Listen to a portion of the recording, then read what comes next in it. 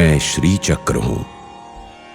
वो जगत माता आदि पराशक्ति मुझ में लीन है। मैं जानता हूं सृष्टि कब आरंभ हुई और कैसे चलते रहती है।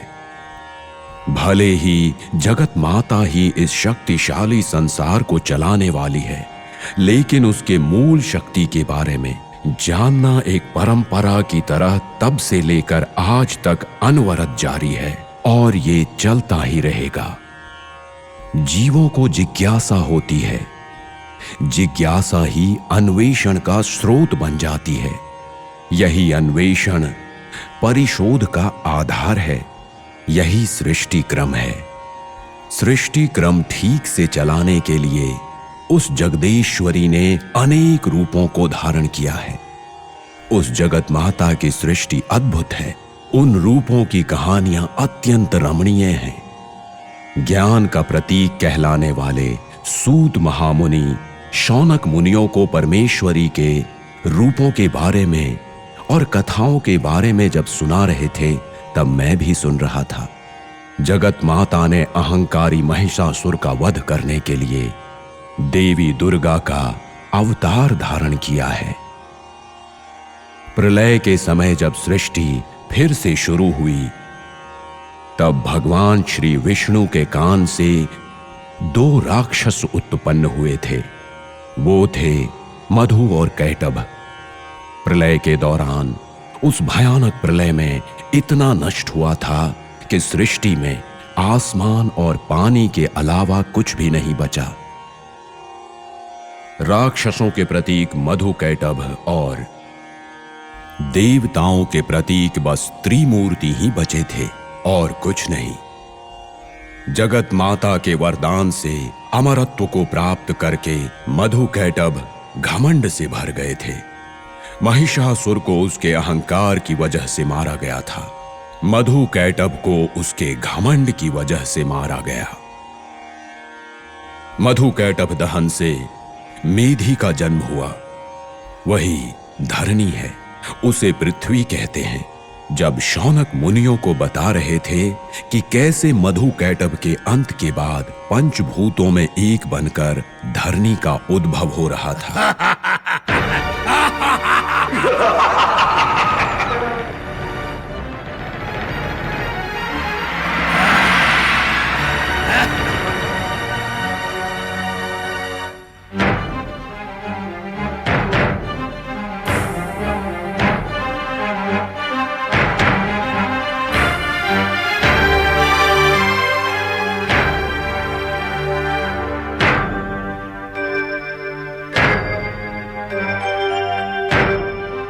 हे महापुरुष, आप सो रहे हैं।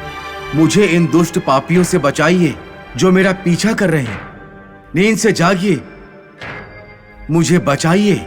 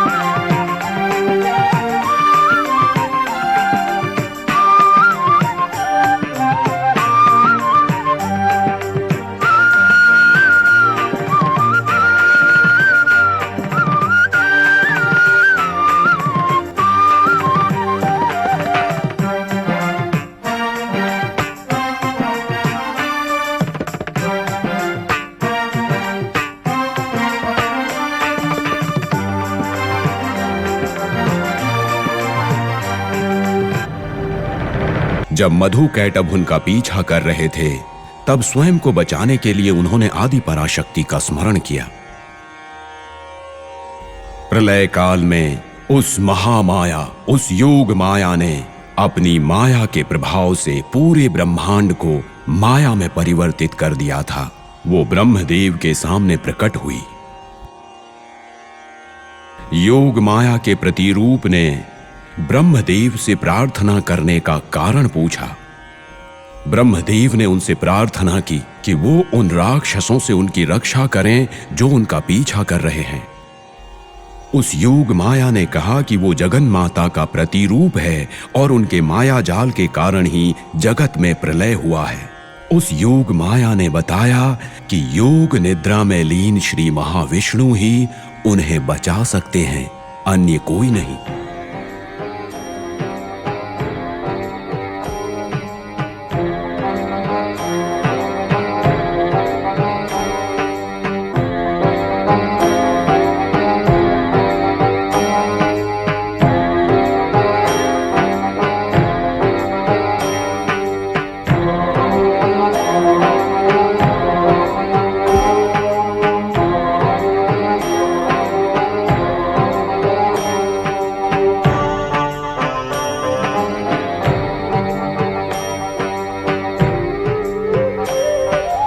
उन्होंने अपनी योग माया से श्री विष्णु को योग निद्रा से जागृत अवस्था में ले आई।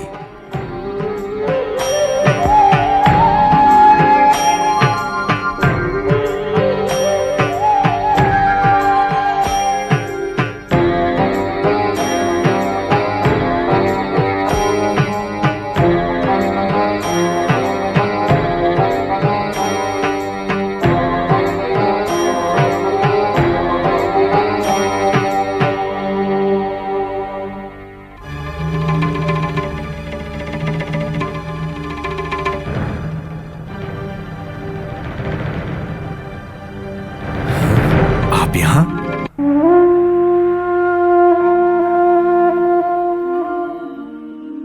यह आश्चर्य की बात है। मैं नहीं जानता मैं कौन हूं और इस स्थिति में आखिर क्यों हूं। तो फिर मैं आपको कैसे बचाऊं, आप ही मुझे बता दीजिए। देखिए, ये वही राक्षस है जो मेरा पीछा कर रहे हैं। उनका वध करके मुझे बचाइए।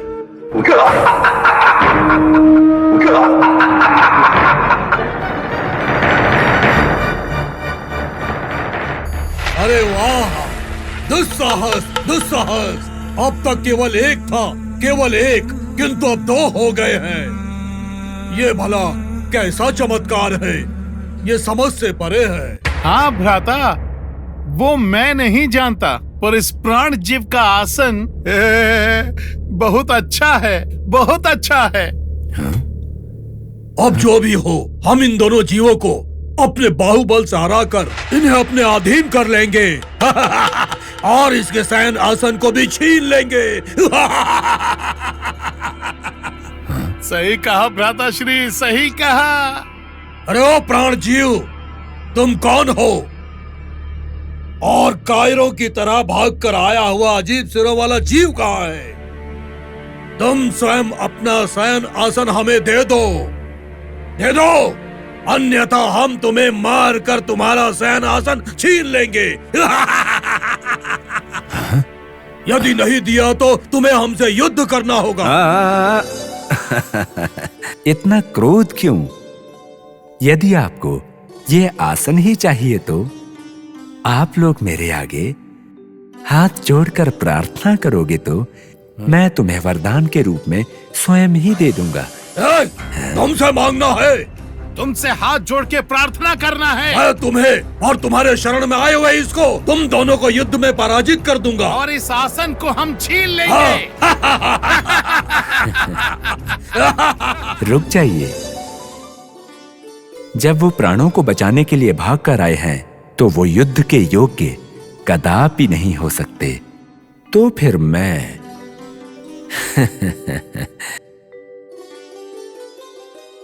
मैं तुम्हारे साथ युद्ध के लिए तैयार हूं। युद्ध आरंभ किया जाए। सुन लिया भ्राता? हाँ हाँ सुन लिया भ्राता। रुकिए रुकिए, मेरा एक युद्ध नियम है। वो क्या है? आप दोनों एक साथ मिलकर मुझसे युद्ध करें, ये धर्म नहीं है।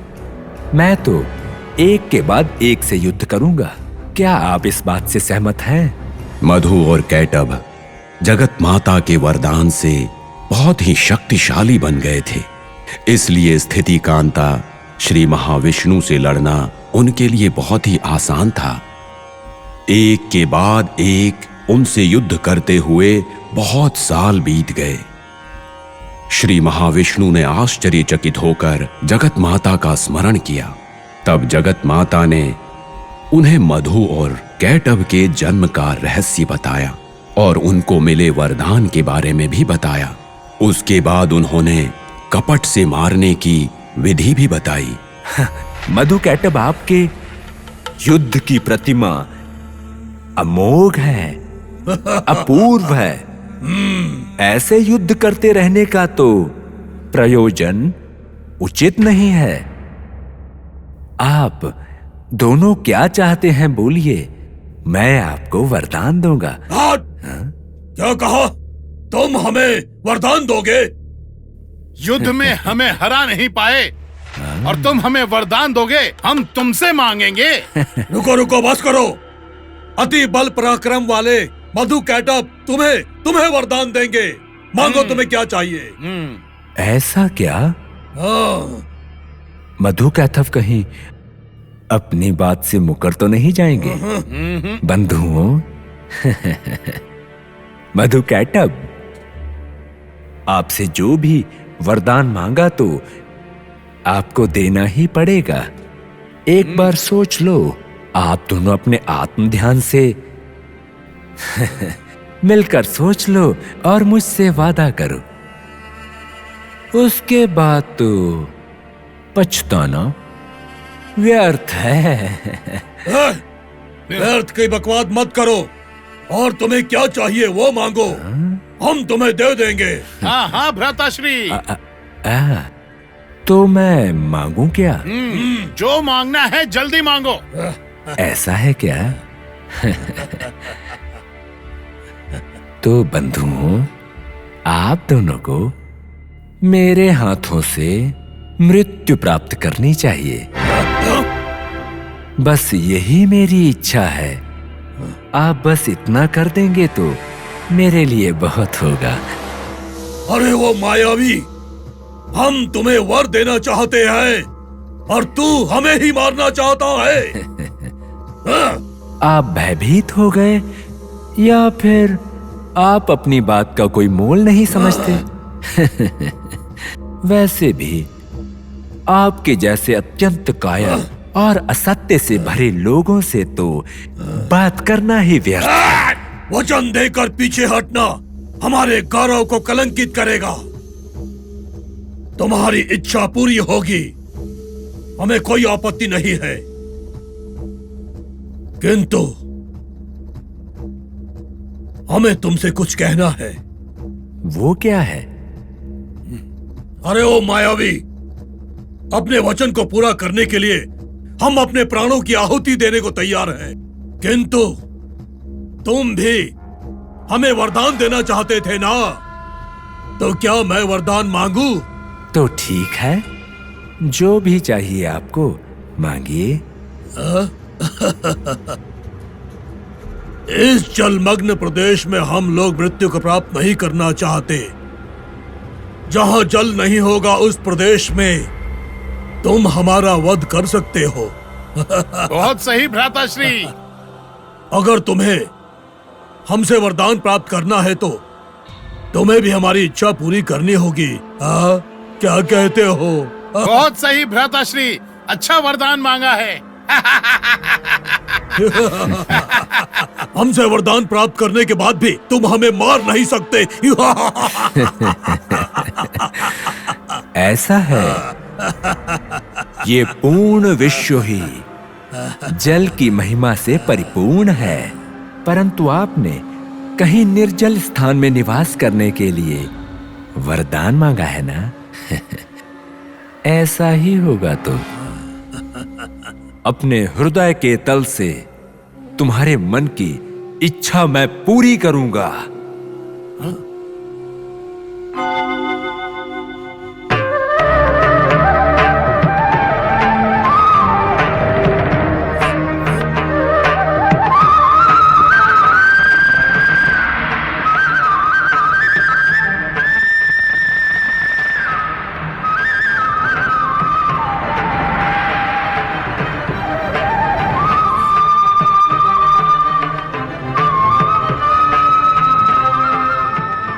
मधुकैटभ सुनो, मेरे घुटनों पर ही तुम्हारा मांगा हुआ निर्जल प्रदेश है।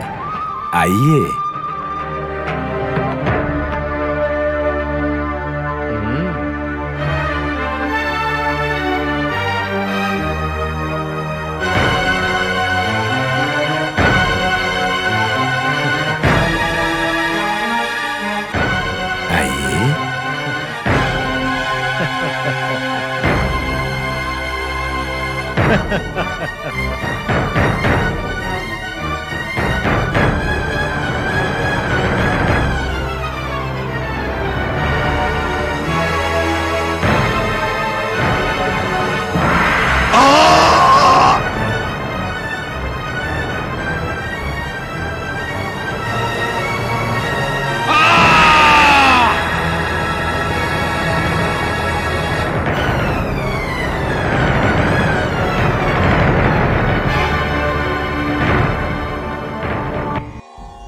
मधुकैटभ का वध करने वाले श्री महाविष्णु ब्रह्मा को बड़े शक्तिशाली लगे और उसी समय भगवान शिव भी वहां उपस्थित हो गए। कौन क्या है ये कोई नहीं जानता था, वो कैसे पैदा हुए ये भी नहीं जानते थे, परंतु उन तीनों को एक ही समय में एक ही संदर्भ में लगा कि उनके पैदा होने का कारण कोई शक्ति है। अपने आविर्भाव का कारण जानने की इच्छा होने पर वे तीनों एक दूसरे की ओर देखने लगे। उस अतीन्द्रिय शक्ति का दर्शन पाने के लिए अपने अपने मन में प्रार्थना करने लगे।